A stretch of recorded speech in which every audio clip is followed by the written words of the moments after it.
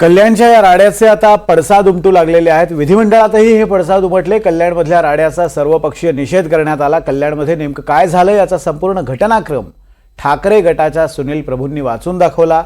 कितीही मोठ्या बापाचा असला तरी कारवाई होणारच असं अजित पवारांनी त्यावर स्पष्ट केलं, तर माजोरड्यांचा माज उतरवणारच असं मुख्यमंत्र्यांनी म्हटलंय। राज ठाकरेंनीही या प्रकरणात उडी घेतली आहे, तर शिंदे गटाच्या पदाधिकाऱ्यांनी या राड्याबद्दल वेगळाच आरोप केलाय। पाहूयात कल्याण राड्यावरचं हे राजकारण।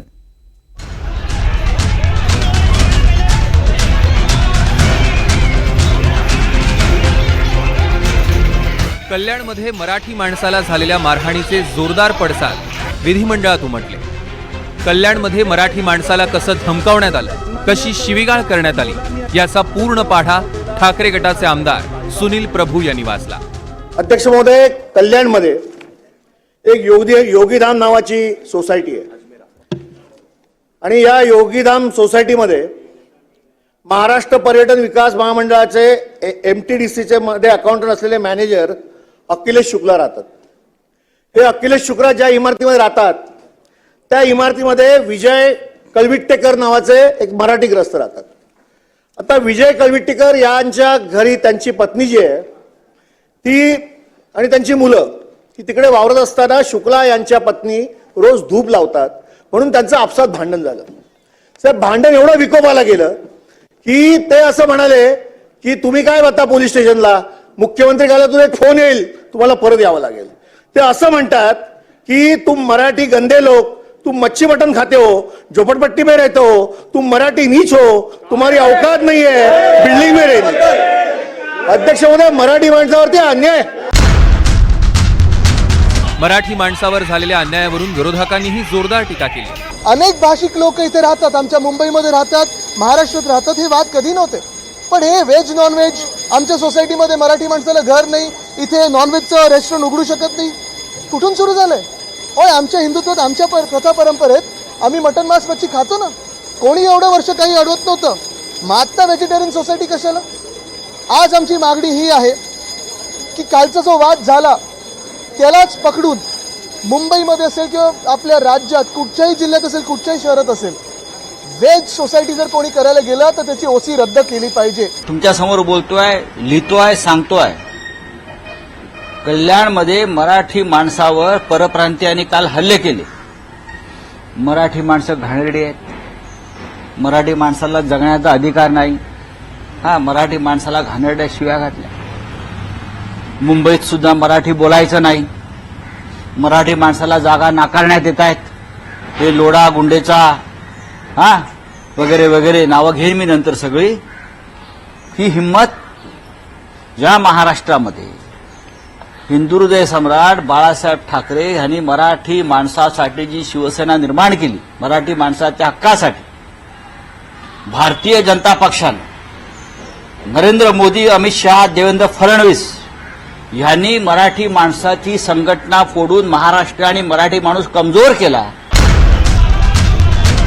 मराठी माणसाला महाराष्ट्रातून हद्दपार करण्याचा हा डाव असल्याचा विरोधकांचा आरोप आहे। उघडपणाने मराठी माणसावर अन्याय होतोय, काय कोणाला काही पडलेली नाही आहे। फक्त एवढंच सांगतो की हा वाद, हे जाती जातीमध्ये, धर्माधर्मामध्ये वाद, हा अखेरीस कुठल्या लेवलला जाईल हे सांगता येत नाही। तेव्हा वाद आणि विषमता ही कुठल्याही प्रकारची असो, ती शेवटी आपल्या घरात येते, हे लक्षात ठेवा। परंतु अलीकडे मात्र मराठी माणसालाच आता त्रास व्हायला लागला आहे, म्हणून मला वाटतं की एकीकडे आम्ही मराठी अस्मितेच्या गोष्टी सांगायच्या आणि दुसरीकडे मराठी माणसावर हल्ले व्हायचे, त्याच्या खाण्यापिण्यावरून हल्ले व्हायचे, त्याच्या वागण्यावरून हल्ले व्हायचे, तर म्हणजे महाराष्ट्रातील मराठी माणूसच आता हद्दपार करायचा अशी काही भूमिका यामागे आहे का?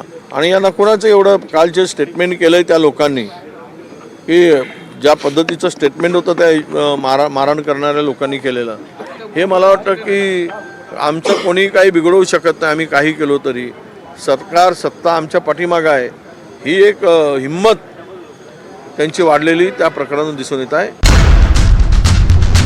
राज ठाकरेंनीही कल्याण प्रकरणी संतप्त प्रतिक्रिया दिली आहे। जर सरकारला जमत नसेल तर महाराष्ट्र सैनिक थैमान घालतील असा इशारा राज ठाकरेंनी दिलाय।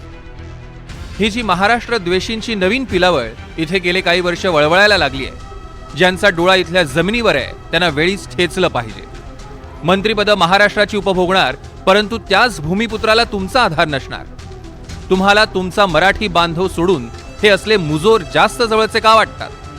हिंदू म्हणून आज आपण एकत्र आलं पाहिजे, ठीक आहे, पण हिंदू म्हणून एकत्र येताना प्रत्येक राज्यात तिथली भाषा, तिथली स्थानिक माणसं, तिथली संस्कृती यांना चिरडण्याचा प्रयत्न होता कामा नये. हिंदुत्व आम्ही देखील पुजतो, परंतु हिंदूंना एकत्र आणण्याच्या नावाखाली मराठी माणसाच्या किंवा इतर राज्यातील कुठच्याही स्थानिक माणसाच्या गळ्याला नख लागणार नाही, हे देखील आपण पाहिलं पाहिजे. मी स्पष्ट सांगतो की या कल्याण प्रकरणात आरोपींना अटक करा. त्यांना कायद्याचा धाक काय असतो ते एकदा दाखवा. आणि जर सरकारला जमत नसेल तर मग महाराष्ट्र सैनिकांनी थैमान घातलं तर आमच्याकडे बोट दाखवू नका. तुम्ही आम्हाला झाडू मारायला ठेवणार असाल तर ह्या महाराष्ट्रात जर राजसाहेबांनी या सर्व परप्रांतीयांवर झाडू फेरली तर काय चुकतं ना? त्यावेळेला आपल्याकडचे जे काही सोकॉल नेते आहेत, स्वतःला भारतीय समजतात आणि अनेक स्वतःला उपमा देतात, त्या सगळ्या नेत्यांना माझा प्रश्न आहे, ज्यावेळेला मराठी माणसांवर हल्ले होतात तेव्हा होता हात कुठे हो तुम्ही? कालपासून कोण नेता बोलला या विषयावर?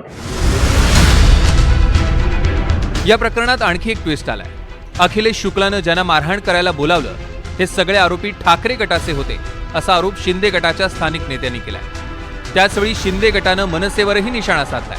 या महाराष्ट्रामध्ये मराठ्यांच्या विरोधामध्ये एक कट रचला जातोय आणि महाराष्ट्र पेटवण्याचा प्रयत्न झाला काय, अशा पद्धतीची शंका आम्हाला यायला लागलेली आहे. या ठिकाणी जे गुन्हेगार जे आहेत, जे शुक्ला परिवाराच्या वतीने गेले, यांनी सर्व इलेक्शनमध्ये उबाटा गटाचं काम केलं होतं आणि हे सर्व जे गुन्हेगार आहेत ते उबाटा गटाचे आहेत. आणि महाराष्ट्र नवनिर्माण सेना यांना आपला पराभव पचवता आला नाहीये. त्यामुळे महाराष्ट्र पेटवण्यासाठी मराठी विरुद्ध परप्रांतीय असा भेदभाव करून महाराष्ट्र अशांत करण्याचा प्रयत्न या सर्व पक्षातर्फे करण्यात येत आहे. कल्याणमधल्या या संतप्त प्रकाराची सरकारने दखल घेतली आहे. पर्यटन विभागातला अधिकारी अखिलेश शुक्ला यांना निलंबित करण्यात आलाय. कितीही मोठ्या बापाचा असला तरी त्याच्यावर कारवाई करणारच असा इशारा अजित पवारांनी दिला, तर माजोरड्यांचा माज उतरवणारच असं मुख्यमंत्री देवेंद्र फडणवीसांनी ठणकावलंय. हा महाराष्ट्र आणि या महाराष्ट्रामध्ये मराठी माणसावर कोणी अन्याय करत असेल आणि आता जी माहिती देण्यात आलेली ती ताबडतोब तपासून तो अधिकारी किती मोठ्या बापाचा असला तरी त्याची हायगाई केली जाणार नाही, त्याच्यावर कारवाई केली जाईल.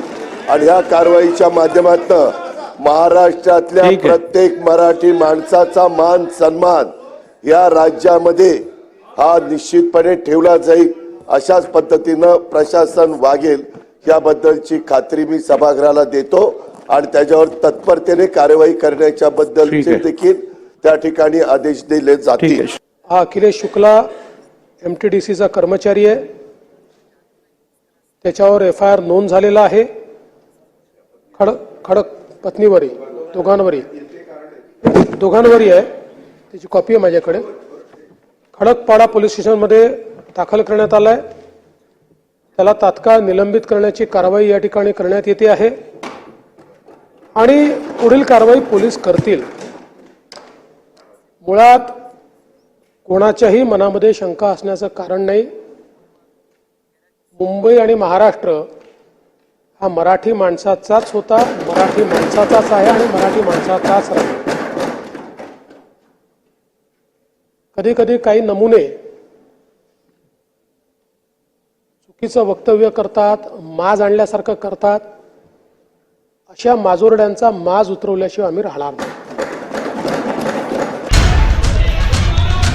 मराठी माणसाच्या वाट्याला जो जाईल त्याला शिक्षा होणारच अशी सत्ताधाऱ्यांची भूमिका आहे.